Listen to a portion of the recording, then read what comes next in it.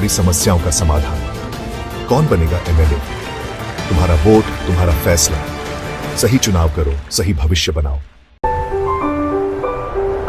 You are watching FNI News. फिर लाएंगे केजरीवाल, फिर लाएंगे केजरीवाल, फिर लाएंगे केजरीवाल, फिर लाएंगे केजरीवाल। एक बात बताइए कि जो माहौल फेवर में आम आदमी पार्टी के पहले 2 बार में रहा, इस बार वो बहुत ज्यादा देखने को नहीं मिल रहा। तो जब आप टिकट आपको मिलती है, आप मैदान में उतरते हो, तो चेहरे पे चुनाव होगा या पार्टी की कोई ऐसी आपको लग रहा है कि पार्टी इस बार उतने सशक्त तरीके से मार्केट में है, लोगों के बीच है कि भाई जो एक क्लीन स्वीप वाली जो बात है, जो पहले एक्सपेक्टेशन रहती थी, वो इस बार कोई संभावित है? 2013 में कोई नहीं मानता था कि 28 सीटें आएंगी। लोगों का मानना था कि केजरीवाल की अपनी सीट भी बचा जाए, बड़ी बात है। बल्कि लोगों का ये कहना था कि शीला दीक्षित के खिलाफ चुनाव लड़ रहे हैं, अपना चुनाव भी हार जाएंगे। 28 सीटें आई और कुछ सीटें बड़े कम मार्जिन से भी हार गई। अगले चुनाव में लोगों को लगा कि हम केजरीवाल जी कुछ करेंगे, लेकिन ये किसी को नहीं पता था कि कांग्रेस की 0 सीटें आएंगी और 67 सीटें 70 में से केजरीवाल जी लाएंगे और रिकॉर्ड वोटर्स एक तरफा। उसके बाद में लोगों ने कहा चलो तो तुक्का था, लग गया।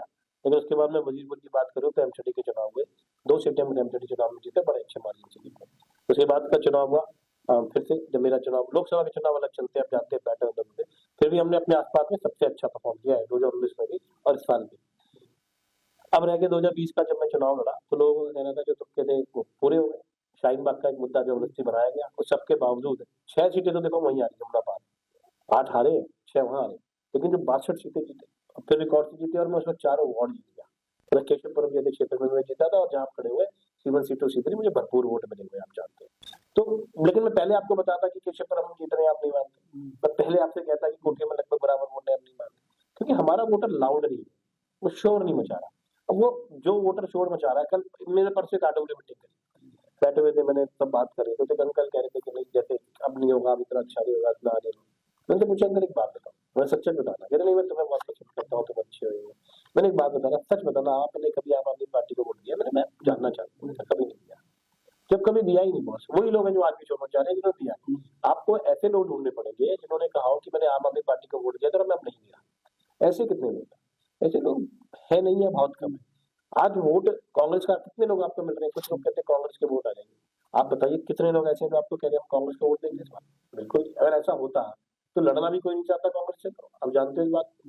तो ये बातें हमें लगती जरूर है, लेकिन जनता अपने विचारों को इतनी जल्दी नहीं बदलती, बशर्ते कि कोई पार्टी या कोई कैंडिडेट उनके साथ में बहुत बुरा ना कर दे।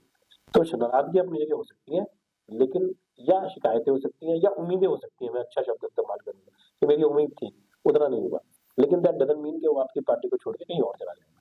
तो रिजल्ट इस बार भी आप अपेक्षित कर सकते हैं कि लगभग कमोवेश वही रहेगा, 2-4 ऊपर नीचे भी हो जाए तो बड़ी बात समझ में